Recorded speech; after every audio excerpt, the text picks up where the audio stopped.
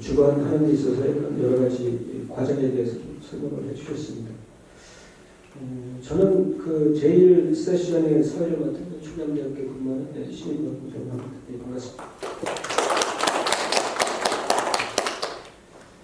네, 지금 그 1세션에서는 그 네 분의 4개 주제의 발표가 있고, 그 다음에 토론자 2분이 이렇게 지정되어 있습니다. 그래서 먼저 소개를 드리면 제1주제에 대해서는 그 정우신 그 박사님께서 이렇게 발제해 주시겠습니다. 네, 반갑습니다. 그리고 두 번째 주제에 대해서는 라비경 교수님께서 이렇게 발제해 주시겠습니다. 그리고 세 번째 주제는 윤혜영, 정태일 두 분 공자인데요.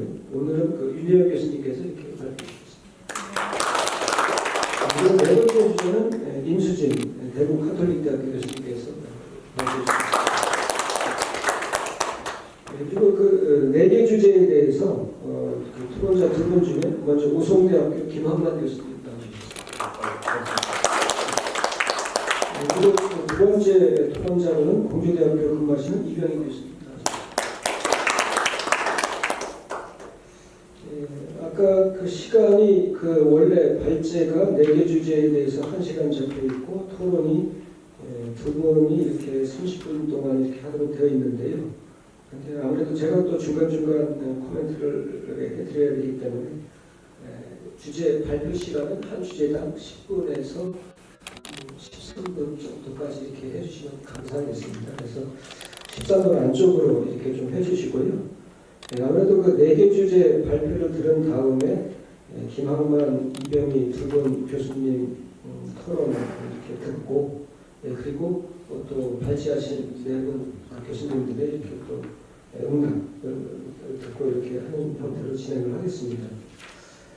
지금 보게 되면 뭐 준 연동형 비례대표제라든지 이번 21대 그 총선에서 도입됐던 그리고 또 보게 되면 추천권에서 과거와 다르게 이렇게 민주당이 압승을 했다라든지 그리고 상대적으로 지금도 미약하긴 하지만 뭐 여성의 정치 대표성이 좀 올라갔다라든지 그리고 지역주의라든지 뭐 보수주의의 그런 움직임들에 대해서 각각 4개 주제에서 이렇게 다루고 있습니다. 그래서 각각의 주제, 재미있는 주제들로 구성되어 있는데 부제로 임수진 대구 카톨릭대 교수님께서 발제해 주시겠습니다. 시작해 주시죠. 네, 안녕하십니까. 저 임수진입니다. 논문 제목에서요, 지역이 빠져 있는데 저는 이제 대구 경북 지역을 분석을 했습니다. 그래서 저는 저 개인적으로는 대구 경북에 연고가 없는데 지금 이제 대구에 산 지는 6년째고요. 이제 직장은 경북으로 다니고 있습니다. 그래서 요번에 늘 궁금했던 왜 대구 경북 지역의 정치 성향은 왜 그런가? 학생들과의 교류에서도 그랬고 주변에 그 교수님들하고도 얘기하는 데 있어서 좀 궁금한 것들이 많았거든요. 이제 그것을 이번에 좀 한번 공부를 해보는 또 계기가 되었습니다. 그래서 지금 그 대구 경북 지역의 그 투표 행태를 분석하기 위한 통계는 지금 좀 부족한 상태이긴 하지만 이번에 그 선거 결과에서 그 선거 결과 의석수만 놓고 봤을 때 나타나는 현상 그것을 봤을 때는 지역주의가 다시 심화된 것이 아니냐 이제 이러한 분석도 나오고 있는데 과연 이제 그런 것인가 또 이런 문제 그리고 왜 대구 경북 지역의 이런 미래통합당의 압승 현상 이것을 좀 분석을 하면서 이 지역의 정치가 나아가야 할 방향성에 대해서 전망을 해봤습니다.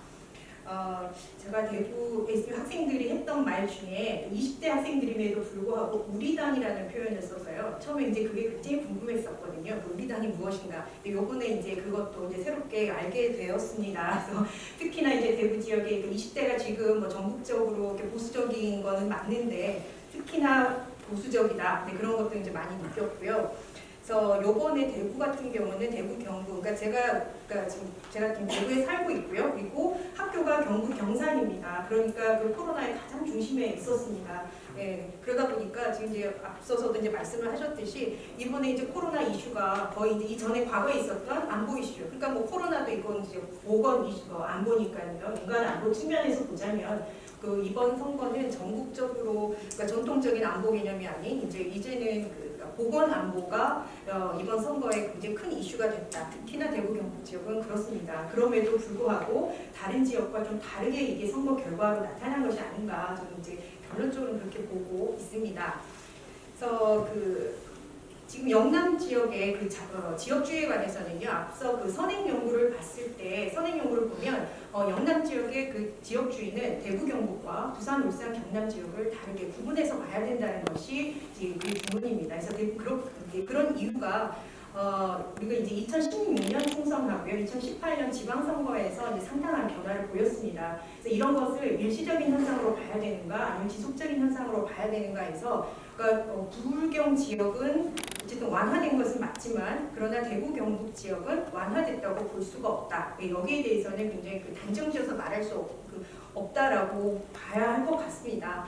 네, 그래서 지난 총선에서 대구의 홍의락 의원하고요, 김부겸 의원이 지역구에서 당선됐습니다. 그것도 굉장히 높은 득표율로 당선이 됐는데, 이번에는 김부겸 의원이 40%가 안 됐습니다. 39% 득표를 했고요. 이것도 굉장히 지역에서 상당한 충격이었고, 그리고 원래 미래통합당 소속이었지만 공천을 못 받아서 이번에 이제 공천 문제도 상당히 이것도 큰 문제였는데, 그래서 포항 지역에서 과메기 공천, 과메기가 공천을 해도 신청을 해도 된다. 이런 얘기가 정말 회자되는 정도로 그 정도로 이번에 심각했었고요. 그래서 이제 경선을 거쳐서 그래서 이제 탈당한 그래서 이제 무소속으로 출마한 분들의 미래통합당 소속이었으나 탈당해서 무소속으로 출마한 분들도 득표율을 보면은 득표율이 굉장히 낮습니다. 그래서 이제 이런 홍준표 후보를 제외하고는 그래서 미래통합당의 강세가 여전하다라는 것을 이제 볼 수가 있었습니다. 그럼에도 불구하고 이제 득표율을 봤을 때 이제 이 전과 비교를 이제 한번 해보려고 하는데요. 제가 지금 여기서는 주로 이제 2004년 선거부터 17대부터 이제 보고 있습니다. 그래서 17대 열린우리당 시절인데요. 이때 보면 상당히 열린우리당의 득표율이 높습니다. 그러나 그 이후에 18대, 19대, 20대에 가면은 다시 또 득표율이 뚝 떨어집니다. 그래서 더불어민주당의 득표율이 떨어지는데, 저는 그런데 이 현상을 그러니까 열린우리당 시절에는요, 그 당시는 그러니까 호남 세력과 분리한 열린우리당이고요. 그리고 이때의 민주노동당의 득표율도 이 지역에서 상당히 높게 나옵니다. 그래서 그러나 이제 18대, 19대, 20대에서는 민주당 계열이 이곳에서 후보를 내지를 못합니다. 그래서 후보를 거의 지역구에서 내지를 못했었고요.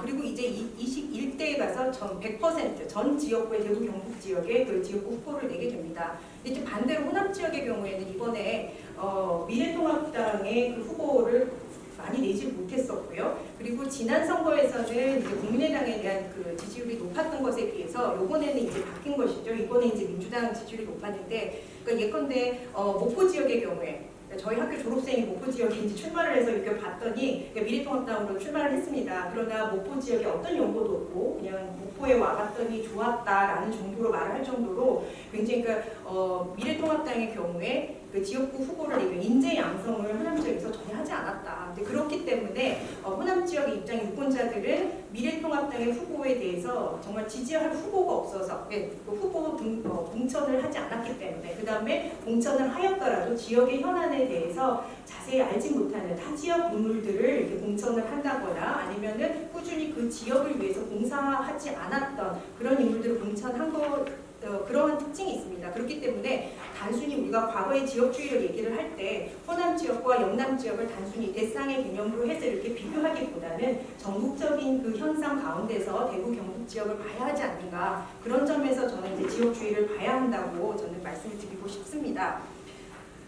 그래서 17대의 경우에 2004년에 열린우리당 지지율이 이 지역에서 높았고요. 그리고 민주노동당에 대한 득표율도 상당했으나, 그러나 18대, 19대, 20대의 지지율이 득표율이 낮아진 것은 그만큼 후보를 내지 못했다라는 점, 그것과 그리고 정당이 지금 민주당에 대해서 이 지역 분들이 유권자들이 가지고 계신 생각은 여전히 호남 지역의 성향이 강하다라는 거, 이게 아직 남아 있다라는 겁니다. 그래서 김부겸 의원이라는 후보 그 자체에 대해서는 상당한 신뢰를 하지만 정당을 잘못 택했다라는 그러한 우리 당이라는 이미지가 바로 김부겸 의원 인터뷰 자료가 있는데요. 우리 당이라는 그러한 귀속 의식이라고 이렇게 표현을 하셨던데, 그런 게 굉장히 강한 강한 겁니다. 이 말은 또 다르게 얘기를 하자면 우리당이라는 거, 그 말은 대구 경북 지역에서 정당 경쟁이 없다라는 뜻이 됩니다. 그러니까 실제로 이제껏 미래통합당 그 외에 그러니까 더불어민주당만 하더라도 20대에서 대구에서 58.3% 그리고 경북에서는 절반도 공천을 하지 않았습니다. 이런 가운데서 미래통합당이 계속해서 이제 득표를 할 수밖에 없는 그런 이제 그러니까 더 많은 득표를 할 수밖에 없는 그러한 정당 체계를 보였다라는 그러한 점이 있습니다. 그런 가운데서 지난 그 20대 선거하고 2018년 지방선거에서 상당한 그 더불어민주당의 야진이 있었고요. 자, 그리고 이때부터 미래통합당의 그 득표율이 상당히 떨어집니다. 전엔 70% 80%대였다가 이 과거 이제 이 직전 선거부터 50%대까지 이제 떨어집니다. 그래서 이 대구 경북 지역의 유권자들 같은 경우는 정당 일체감이 굉장히 강하다라고 저는 보고 있고요. 그래서 뭐 우리당이라는 그러니까 미래통합당에 대한 지지가 강합니다. 그렇다고 그 탄핵 이후에 이제 미래통합당에 대한 지지를 거둬들이고 싶은데 그러나 다른 어떤 정당으로 지금 그 지지를 보내야 할지 지금 이것을 결정을 못하고 있는 것입니다. 그래서 마땅한 대안 정당이었고요. 그게 바른미래당은 아니었습니다. 과거의 경우에. 그러니까 바른미래당은 아닌 거죠. 왜냐하면 또 그 우리당과 계속 이제 연결이 되어 있는데요. 배신의 정치, 네, 그게 이제 대구 경북 지역에서는 그게 이제 통한다는 것입니다. 예, 그래서 아무리 그 보수의 품격을 얘기하고 보수가 바뀌어야 된다고 얘기를 하더라도 그러나 떠난 자에 대해서는 절대 지지할 수 없는 그리고 오히려 그래서 국민의당에 대한 그런 지지로 넘어가는 그러한 현상들이 이제 또 보이기도 합니다. 자, 그래서 그러나 이번에 이제 득표율 측면에서 봤을 때는 이번에 전 지역구에 더불어민주당이 후보자를 냈고요. 그리고 득표율이 그 지역구 득표율이 과거에는 10%를 넘기지 못하는 지역구도 꽤 있었습니다. 그럼에도 불구하고 이번에는 20%, 30%까지. 그러니까 물론 비례득표는 낮습니다. 10% 지지를 보이고 10%대의 지지를 보이고 있는 득표를 하였음에도 불구하고 그러나 지역구 선거에 들어가서는 또 각 개인의 그 역량이 상당히 발휘되는 그러한 모습을 볼 수가 있었습니다.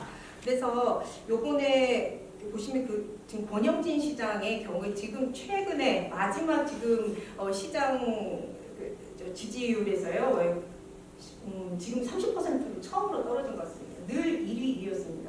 코로나 때에 그 긴급 재난지원금도 정부에서 내려보냈음에도 불구하고 대부분은 지급을 하지 않았죠. 예, 그럼에도 불구하고 누구도 비판을 하지 않습니다. 예, 그래서 이제 그러한 지역 정서들이 있기 때문에 그러나 지금은 이제 30%까지 떨어졌다고 하고요. 근데 이런 정권 심판론이 그러나 전국적으로는 오히려 정권 안중론이 오히려 더 우세했던 것에 비해서 대구 경북 지역만 그러니까 대통령 국정 지지율만 보더라도 대구 경북 지역만 계속해서 떨어졌습니다. 그러니까 코로나의 원인이 코로나에 정말 직격탄을 맞았고 코로나 원인을 우리는 이제 신천지를 얘기할 때 대구 경북 지역은 그렇지 않다. 중국을 막지 않은 정부의 그 탓이 있었던 거죠. 정부 무능론, 정권 심판론 이것이 유일하게 그 코로나 상황을 맞으면서 대구 경북 지역에서는 그 유권자 투표 성향에 영향을 미치지 않았는가 그렇게 보고 있습니다.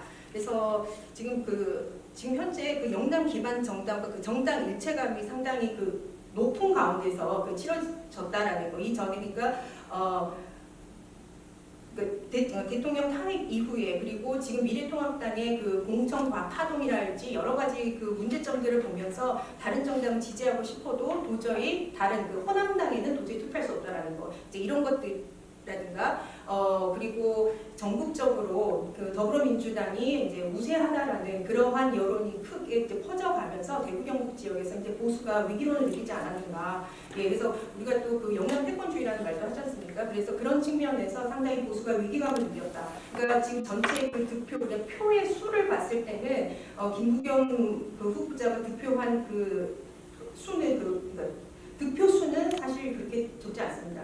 예, 오히려 지난 선거보다 오히려 올랐다고 함에도 불구하고 그럼에도 불구하고 60%가 넘는 그 득표율로 주호영 의원이 승리한 것은 그만큼 과거에는 대구 경북 지역이 그러니까 투표를 마땅히 그러니까 미래통합당에 도저히 찍을 수가 없어서 투표장에 나가지 않았기 때문에 이 과거에는 투표율이 매우 낮았으나 그러나 이번에는 적극적으로 투표를 한 적극 지지층, 보수층이 그만큼 이번에 늘었다라고 볼 수가 있겠습니다. 예, 그래서 이제 그래서 저희 마지막 이제 네, 결론을 하자면 이 지역 그러니까 전망을 이제 하겠습니다. 그래서 이 지역에 정당 경쟁 체계가 이제는 필요하다라고 지금 생각을 하고요. 그래서 긍정적인 이제 신호를 보이는 것은 그러니까 더불어민주당 물론 뭐 더불어민주당 한 정당으로 한정돼서는 안 되겠습니다만 앞으로 더불어민주당을 비롯하여 그러니까 다른 정당들도 후보자를 적극적으로 내야 한다. 이번에 더불어민주당만 하더라도 그 후보 공천을 하는데 그렇게 지원자가 많지 않아서 어려움을 겪었다고 합니다. 이제 그럼에도 불구하고 이제 다행스러웠던 거는 2018년 지방선거 때 의회에 진출한 민주당 출신들이 꽤 있습니다. 이제 그런 의원들이 지금 정치인들이 열심히 하고 있기 때문에 이러한 인재들을 지금 적극적으로 양성을 하고 또 더불어민주당 아니더라도요 다른 정당에서 대한 정당들이 많이 생겨나고 그 지역에서 적극적으로 인재 양성을 한다면 이 지역에서도 이제 다음에는 지금 현재로서는 지역주의가 완화됐다라고 단정지어서 말을 할 수는 없다라고 보고 있지만 앞으로는 그런 측면에서 그 대구의 매일신문이라고 있습니다. 이제 보수 신문인데 이제 여기서 선거 다음 날 이제 얘기를 합니다. 대구가 이제 성으로 고립이 됐다. 이제 이렇게 이제 얘기를 합니다. 아마 이제 아실 거예요. 항상 대구는 왜 그러느냐, 대구 왜 그러냐, 우리 이런 말을 많이 하는데 사실 대구 분들은 또 거기에 상처받으시더라고요. 예, 알고 있다. 이제 또 그렇게도 말씀하셔요. 예, 그래서 그렇게 하고 또 최근에 아마 그 이진년 의원이라고 TV에 자주 이렇게 나오시는 대구 시의원이 계시거든요. 근데 그분한테 최근에 어느 유권자가 와서 의원님 이런 거 좀 제 얘기 좀 들어주세요. 이거 좀 해주세요. 그랬더니 왜 표는 딴 데 주고 저한테 하라고 이런 일을 시키시냐고 이제 이런 말을 또 했다고 하는데요. 이제 꼭 특정 정당이 그걸 떠나서 한 정당이 그렇게 너무 오랫동안 그러니까 어떤 너무 한 곳에만, 그러니까 우리 당이라는 말이 괜히 생겨난 건 아닌 것 같습니다. 그래서 정당 체계는 분명히 이건 정당 경쟁은 있어야 하고요. 그래서 이념 성향도 다양해야 합니다. 요즘 그 다원화된 사회에서 그 여러 그 생각을 가진 분들이 아주 건강하게 경쟁할 수 있는 이런 분위기가 이제 이 지역에서 형성이 되어야 된다고 생각을 하고 이제 그런 측면에서 유권자들이 조금은 더 유연하게 좀 생각을 해볼 수 있는 그런 태도라든가 그다음에 다른 정당, 미래통합당이 아닌 다른 정당들이 이제 조금 더 인재 양성에 또 적극적이어야 한다. 저는 이렇게 말씀드리면서 끝을 맺겠습니다. 감사합니다.